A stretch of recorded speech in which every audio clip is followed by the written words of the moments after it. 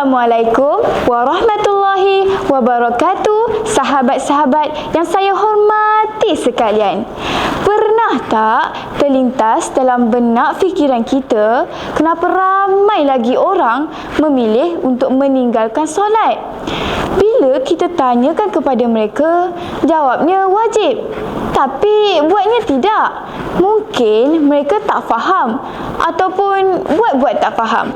Jadi, hari ini mari saya terangkan tentang kepentingan dan hakikat solat. Firman Allah Subhanahu wa taala dalam surah Az-Zariyat ayat ke-56. A'udzu billahi minasyaitonir rajim. Wa ma khalaqtul jinna wal insa illa liya'budun. Yang bermaksud, dan ingatlah, aku tidak menciptakan jin dan manusia melainkan untuk mereka menyembah dan beribadat kepadaku. Kawan-kawan, Allah dah bagi tahu dah dalam Al-Quran tujuan asal penciptaan manusia. Tak lain dan tak bukan hanyalah untuk beribadah kepadanya. Senang cerita, kita tengoklah dekat telefon pintar yang sedang kita guna sekarang ni. Ia diciptakan untuk memudahkan pengguna mengakses maklumat daripada internet. Samalah macam kita. Kita manusia iaitu diciptakan untuk beribadah kepada Allah Subhanahu wa taala. Tapi kita ni seringkali lupa, kita seringkali alpa tentang tujuan asal penciptaan kita. Sebab itulah masih ramai lagi di antara kita yang masih lagi berani meninggalkan solat, sama ada remaja maupun golongan berumur. Mengikut statistik semasa, seramai 80 hingga 85% manusia yang beragama Islam di negara kita masih lagi meninggalkan solat.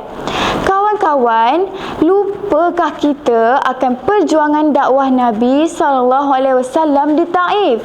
Baginda dicaci, dimaki, dihina dan dilempar dengan batu sehingga badan Nabi berlumuran dengan darah. Anak Nabi sendiri membesar dengan keadaan melihat ayah mereka sendiri diperlakukan sedemikian rupa. Hari ini, kalau Islam dihina, kitalah orang pertama yang mengaku paling cinta. Tetapi, bila bab solat, kita remeh-temehkan, kita ambil ringan. Sedangkan Allah Subhanahu wa taala sudah pun beritahu dalam Al-Quran, Allah bukan sahaja menjaminkan rezeki buat orang yang mendirikan solat, malah Allah juga menjaminkan kemuliaan akhlak buat mereka yang mengerjakan solat. Allah Subhanahu wa taala berfirman dalam surah Al-Ankabut ayat ke-45. A'udzu billahi minasyaitonir rajim. Innas salata tanha 'anil fahsya'i wal munkar. Yang bermaksud, sesungguhnya solat itu mencegah dari perbuatan yang keji dan mungkar. Kawan-kawan, nampak tak? Itulah kelebihan solat. Semoga kita dapat mendirikan solat dan lakukannya dengan penuh kualiti. Solat pun kena kualiti. Mestilah kita beli kasut pun kita lihat kepada kualiti kasut tersebut terlebih dahulu. Apatah lagi solat. Solat ni merupakan hubungan kita dengan Allah Subhanahu wa taala.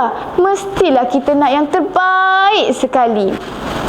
Berdasarkan satu riwayat, Abdullah bin Mas'ud pernah berjumpa dengan Nabi SAW dan bertanyakan, "Ya Rasulullah, amalan apakah yang paling dicintai oleh Allah Subhanahu wa taala?" Rasulullah SAW pun menjawab, "Solat di awal waktu." Kawan-kawan, senang cerita macam ni lah. Macam mana KLCC yang megah itu nak berdiri tanpa tiang yang kukuh? Macam mana pula rumah banglo yang besar itu nak berdiri dengan utuh tanpa tiang yang sangat-sangat kukuh? Samalah macam kita. Macam mana seorang hamba Allah Subhanahu Wa Taala nak berhadapan dengan Allah Subhanahu Wa Taala tanpa amal dan iman yang sempurna? Solatlah jawapannya. Allah Subhanahu Wa Taala tidak melihat seberapa banyakkah harta kita ataupun seberapa cantikkah rupa paras kita, tetapi Allah Subhanahu Wa Taala melihat berapa tingginya ketakwaan kita kepadanya. Sebagai penutup tirai, mungkin kita ni berbeza jalan dan cabaran hidup. Ada yang masih di hadapan dan ada juga yang masih tertinggal di belakang.